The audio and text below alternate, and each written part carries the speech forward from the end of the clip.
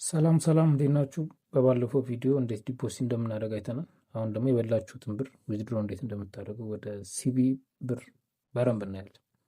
በመጀመሪያ የበላችሁትን ብር ዊዝድሮ የሚለው ላይ ትገባላችሁ። ዊዝድሮ የሚለው ላይ እንደገባችሁ በቀጣይ የሲቢ ብር ሎጎ ነው የምትፈልጉት።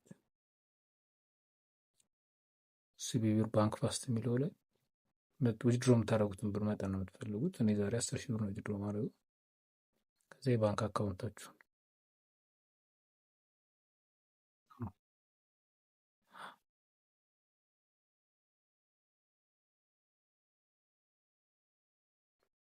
ከዛ ኮንፈርም ትሉትና ኦቶራይዜሽን ይጠይቃችኋል። እሱን ዳውንሎድ አድርጋችሁ ነው መጀመሪያ ዋኔክስ ከፍቱ። በቀጣይ ቪዲዮ አሳያችኋለሁ። ሪካርድ ማድረግ ስለማይቻል ነው። ኮዱን ኮፒ ፔስት ትሉታላችሁ። ከዛ በኋላ ዊዝድሮዋችሁን ጨረሳችሁ። ስቴትመንቱን ያሳያችኋል። 10 ደቂቃ ግፋቢል በጠብቁ ነው።